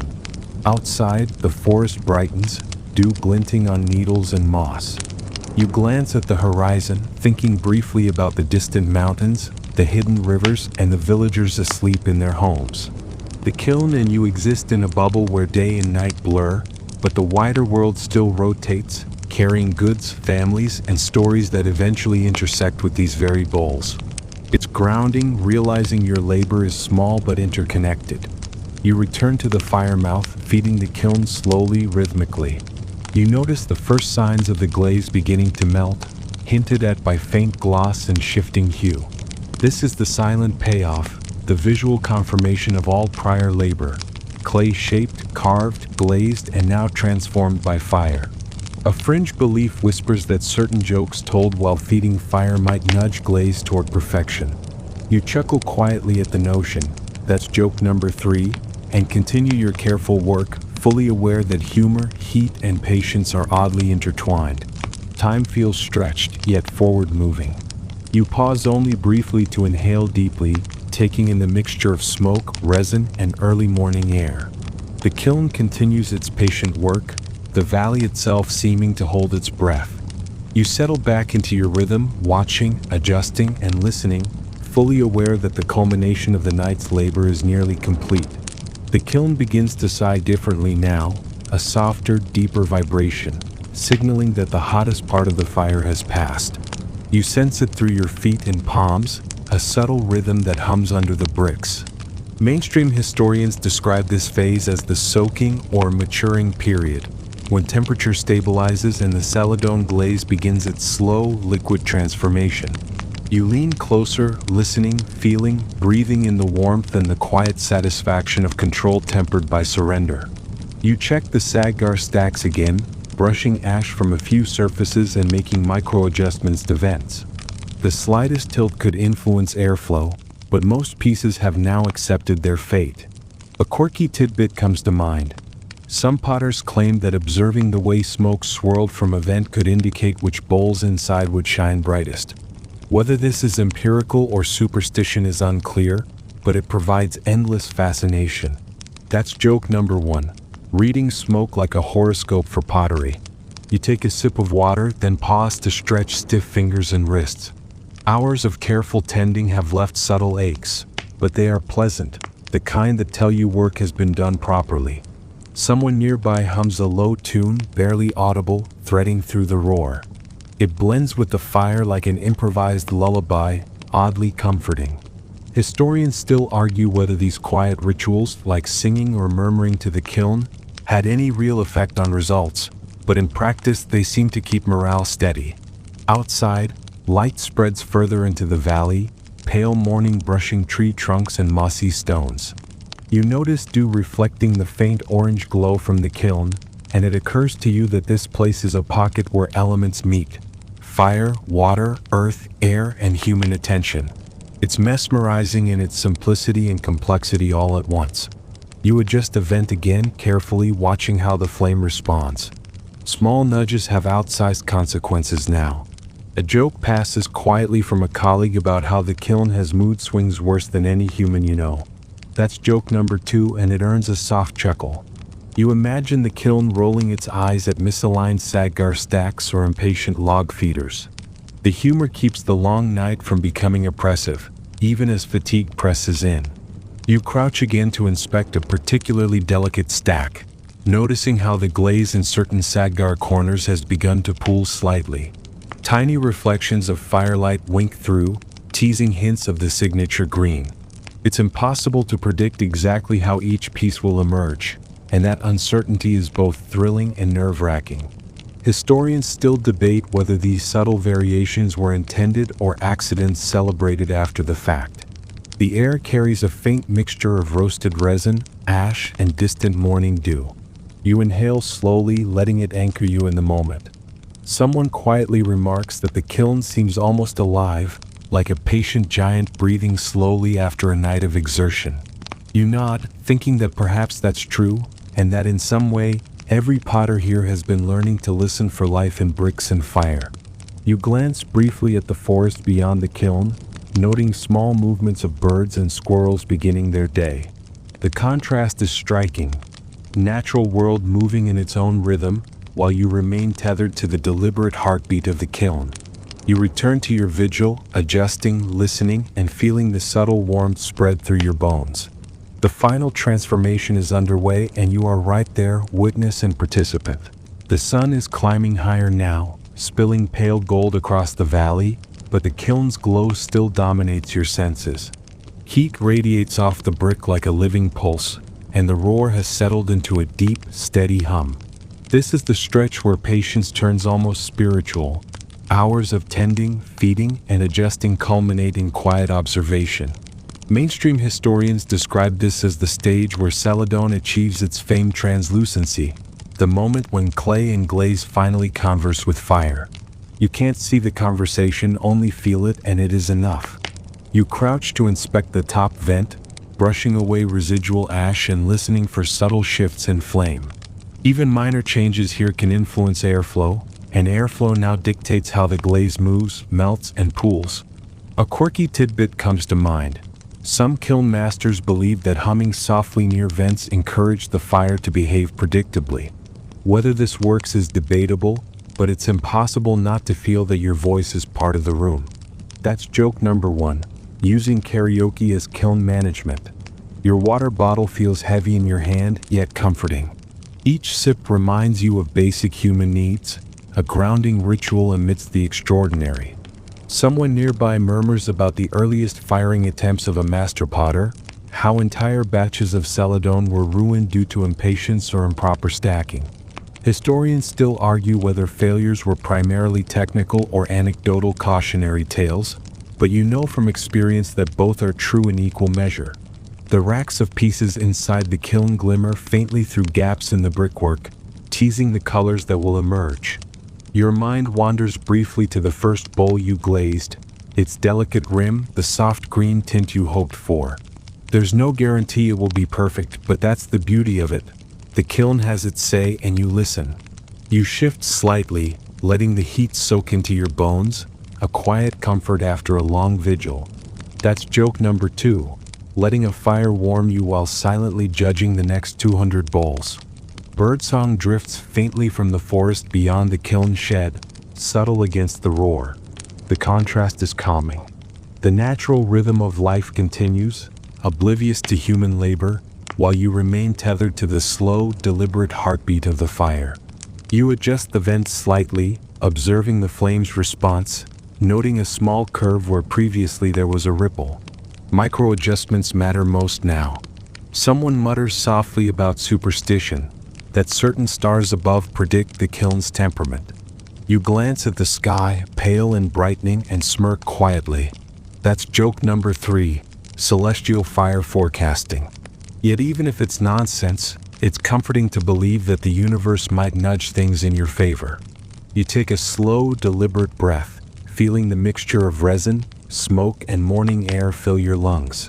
Your hands rest lightly on warm bricks, fingers splayed. The kiln hums under your touch.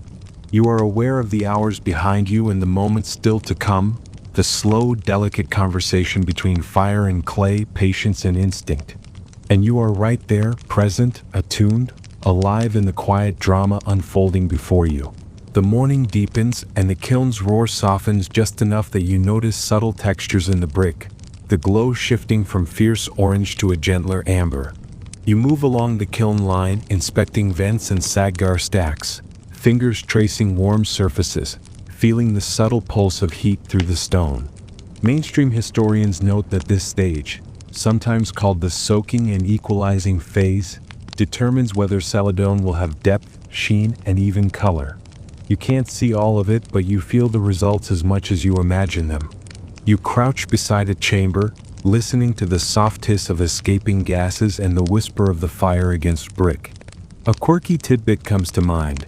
Some old texts mention that a well-fed kiln can sing, a subtle vibration in the air that potters supposedly recognize as approval. Historians still debate whether this is literal observation or metaphor, but tonight you swear you feel it. That's joke number 1. A kiln that applauds your work silently. The heat is intense, radiating into every joint and muscle. Sweat has dried into a thin layer of ash on your neck and forehead. You wipe your brow, noticing the smell of resin, smoke, and fermented rice lingering in your hair. Someone nearby hums low, almost imperceptibly, weaving sound into the fire's rhythm. It's calming, grounding, like a mantra repeated without intent. You nod to yourself, grateful for the company. You take a moment to adjust the vent, nudging it just a fraction, watching the flame respond. Each micro-adjustment is magnified over hours, guiding air and heat toward equilibrium. Historians still argue whether these adjustments are more science or intuition, but after years of practice, you know it's a precise mixture of both. The kiln is part teacher, part collaborator. A colleague offers a small piece of leftover rice cake. You accept and bite thoughtfully, the sweetness a sharp contrast to the smoke-heavy air. That's joke number 2, gourmet snacks at the kiln, indispensable yet absurd. You chew slowly, savoring it, letting the brief sweetness anchor you amidst the heat and attention. Birdsong grows louder as morning asserts itself. The forest edges awaken fully, and you notice insects beginning to stir. It's a delicate counterpoint to the kiln's roar, a reminder that life carries on, even in the shadow of fire. You glance at the sky, pale and clear, imagining the villages beyond this valley, each day beginning and ending somewhere else. Even in isolation, your work connects to a larger world. You crouch again to inspect the stack of saggers, noting subtle variations in glaze pooling and the first signs of the familiar celadon green. Some areas shimmer more than others, hinting at success, others at the lessons yet to be learned. A fringe belief surfaces that murmuring jokes or light conversation encourages the kiln to cooperate. You chuckle quietly, joke number 3, and return to your vigil, feeling the fire's steady heartbeat against your hands.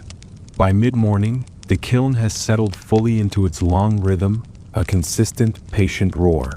You rotate between checking vents, adjusting logs, and simply observing. The pieces inside are transforming quietly, each one negotiating with fire, gravity, and glaze. You feel privileged to witness it, to be part of this ancient living process, and to recognize that patience, observation, and careful attention have brought you here, still standing in heat, still engaged, still learning.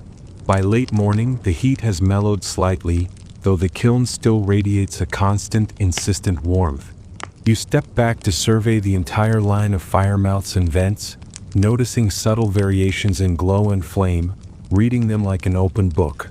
Mainstream historians describe this stage as crucial for finalizing glaze viscosity and texture, the moment when years of shaping, carving, and glazing converge into irreversible transformation. You can't see every chemical reaction, but the kiln speaks in ways your hands and eyes understand. You crouch beside a chamber, adjusting the vent fractionally, feeling the bricks respond beneath your fingers. A quirky tidbit comes to mind. Some potters swore that a whispered story or a soft laugh near a vent could coax stubborn glazes into cooperation. Historians still debate whether such claims were metaphorical encouragement or misattributed observation. But for you, it's enough to smile quietly. That's joke number 1, storytelling as kiln management. The air hums with residual heat and the faint tang of pine smoke, heavy on your clothes and hair. You wipe your brow and notice the dryness of your lips, the salt of sweat on your skin. Someone nearby hums a low melody, a tune passed down through generations, perhaps originally intended to pace labor or soothe frayed nerves. It blends seamlessly with the fire's roar, an auditory lullaby amid constant vigilance. You take a sip of water, letting it cool your throat and settle your stomach. Another colleague offers a small bite of dried fruit, hard but sweet. That's joke number 2. Luxury in the kiln, where small comforts are celebrated. You chew thoughtfully, eyes scanning the kiln line, noting subtle shifts in flame and temperature, mentally cataloging how each stack responds. Birdsong and the murmur of insects weave into the background now, an emergent orchestra outside, contrasting the constant drone of the kiln. You glance toward the forest beyond the shed, imagining the life continuing there, independent of your labor. Even as the fire dominates, you are reminded that this process fits into a larger rhythm of nature, work, and village life. You crouch near a sagar stack again, inspecting surfaces and edges, noting subtle differences in glaze movement. Some edges show the early milky jade hint of successful celadon. Others reveal areas that might settle imperfectly. A fringe belief you recall claims that small, whispered jokes or cheerful murmurs encourage glaze harmony. You chuckle quietly, joke number 3, and adjust a vent, nudging the fire toward equilibrium once more. The sun now bathes the valley fully, light spilling through gaps in the kiln shed, casting warm shafts across the benches and brickwork. You feel fatigue in your muscles, but the rhythm of tending the fire has become meditative. Each adjustment, each observation, is deliberate, intentional. You realize how intertwined control and surrender have become, guiding the kiln without commanding it, trusting process while staying vigilant. Minutes stretch like hours, but they are filled with precise attention. You feel the warmth settle into your bones, the slow pulse of the kiln echoing in your chest. Watching the transformation inside, imagining the glazes flowing, pooling, and cooling, you acknowledge the quiet. By midday, the valley is fully awake. The sun warming the slopes, birds calling in the trees, insects buzzing among dew-spangled leaves. But inside the kiln shed, the heat has become almost a steady companion, relentless but familiar. You move slowly among the fire mouths and vents, listening, feeling, and observing, fully aware that each micro-adjustment now could ripple through the entire firing. Mainstream historians emphasize that this phase is critical. Subtle temperature shifts influence glaze thickness, translucence, and subtle variations that define masterful celadon. You don't see all of it, but your hands and senses do, guiding the process with quiet attention. You crouch beside a particularly crowded sagar stack, brushing away a thin layer of ash and checking alignment. A quirky tidbit surfaces. Some potters believe that the smell of burning pine could guide the kiln's spirit toward cooperation, though whether it truly mattered or just kept workers attentive is unclear. That's joke number 1. You breathe in deeply, imagining the kiln nodding in silent approval. The hum of the fire is steady now, almost meditative. You feel the vibration through your feet and up your spine, a reminder that the kiln is alive, patient, and demanding respect. You take a sip of water, feeling the cool relief against the warmth of your throat. Another colleague offers a small bite of hardened rice cake, slightly sweet, slightly dry. That's joke number 2, gourmet indulgences of the kiln watch, highly functional, highly absurd. You notice subtle glints along the edges of bowls, the first hints of the jade-green celadon emerging under heat's influence. Some pieces shine more than others, unpredictable and delightful. Historians still argue whether these variations were seen as accidents or celebrated intentionally, but right now the variations feel alive, like miniature secrets unfolding inside the bricks. You crouch closer, taking mental notes, marveling at the delicate dance of fire, clay, and glaze. Outside, the forest hums with life, providing a gentle counterpoint to the kiln's roar. You glance at the horizon, imagining distant villages waking and workers starting their day elsewhere. The world continues, but here time has a unique elasticity, measured by observation, heat, and rhythm rather than clocks. A colleague murmurs softly about a legendary firing decades ago when glazes shifted unexpectedly, teaching everyone patience in the sharpest way. You nod, quietly respecting both history and lesson. A fringe superstition comes to mind.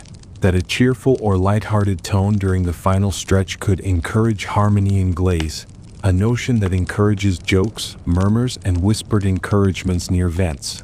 You chuckle softly, joke number 3, and speak gently to the kiln as if it can hear.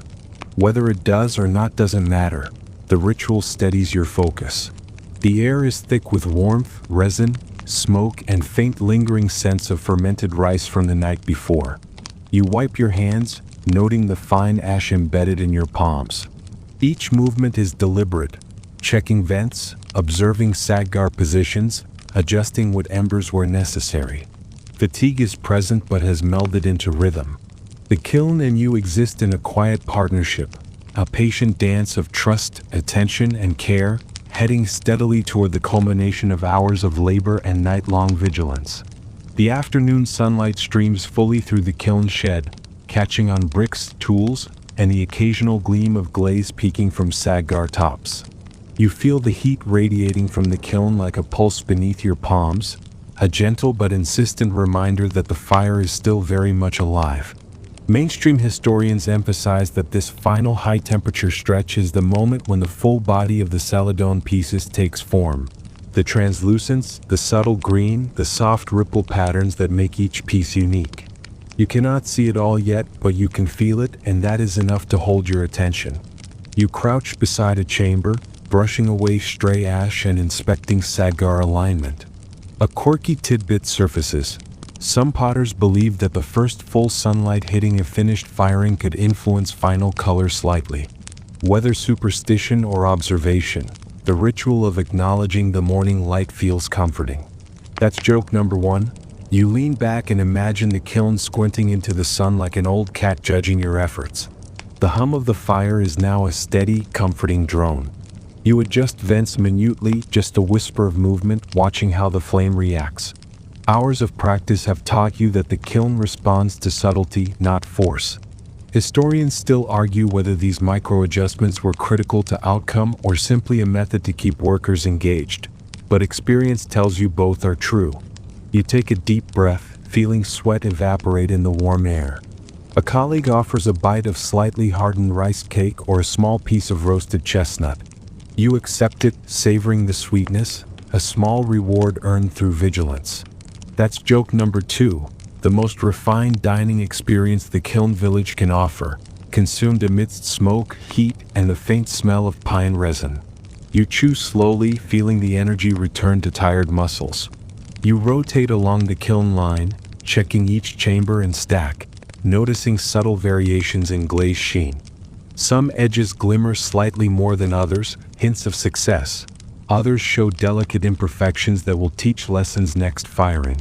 Historians still debate whether these tiny variations were celebrated or lamented in the past.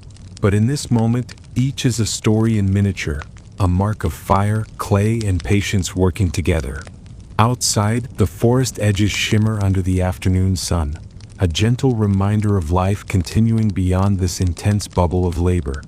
Birds call faintly, the distant rustle of small mammals drifts in, yet inside, the rhythm is dictated by the kiln.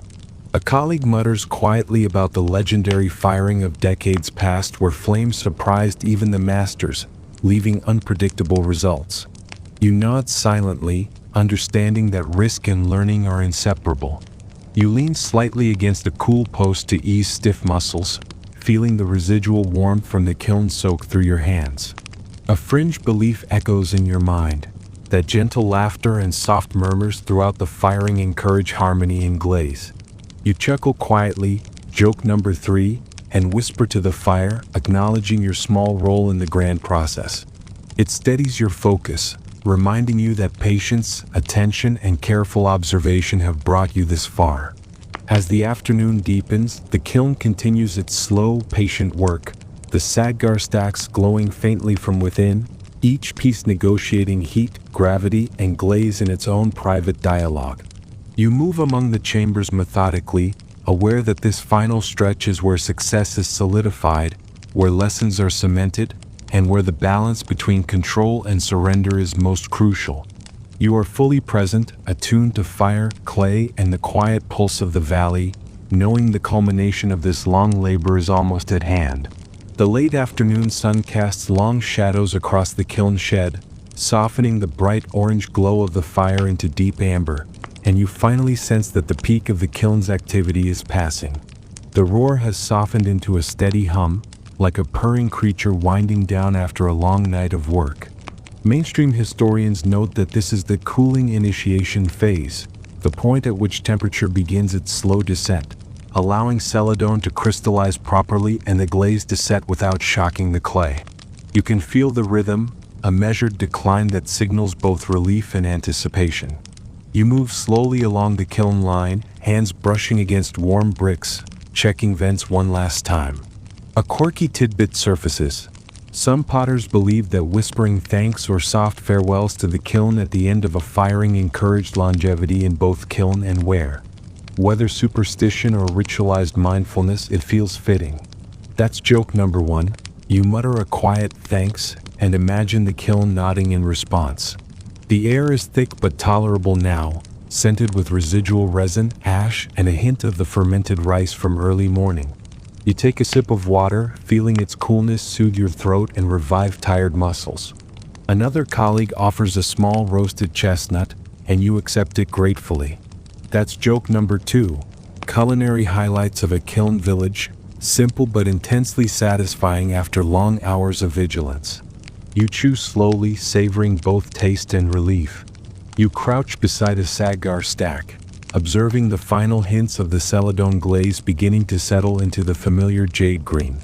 Each piece now shows subtle variations, the work of fire, gravity, glaze, and patient hands over hours. Historians still argue whether these small imperfections were considered flaws or character, but here in this moment they feel like proof of life and effort. You adjust the vents slightly, letting the kiln breathe more evenly as it begins its descent into gentle cooling. Outside, the forest glows with the warm light of late afternoon, insects beginning to stir, birds calling intermittently. The contrast is striking, the natural world moving on its own rhythm, while you remain tethered to the kiln's slow, deliberate heartbeat. A colleague murmurs softly about past firings where the final stretch revealed unexpected beauty or disaster. You nod, understanding that observation, patience, and adaptability are as crucial now as they were at the start. A fringe belief comes to mind, that the last words spoken near the kiln during cooling influenced the spirit of the ware. You chuckle quietly, joke number 3, and whisper a light-hearted farewell to the kiln, an acknowledgement of shared labor, persistence, and patience. The ritual steadies you, emphasizing the importance of gratitude and attention even as work winds down. You pause to stretch, noticing the fatigue embedded in every joint and muscle, but also a quiet satisfaction. Hours of tending, adjusting, feeding, and observing have culminated in this moment. The kiln hums gently, bricks still warm to the touch, and you watch, fully present, as the transformation inside completes itself silently. The valley seems to exhale with you, and you realize the labor was not only about shaping clay but shaping patience, mindfulness, and quiet focus over time. Finally, as the kiln begins its long cool down toward evening, you step back, hands resting lightly on warm bricks, eyes tracing the last hints of glowing embers within. Each piece holds the memory of fire, human attention, and night-long vigilance.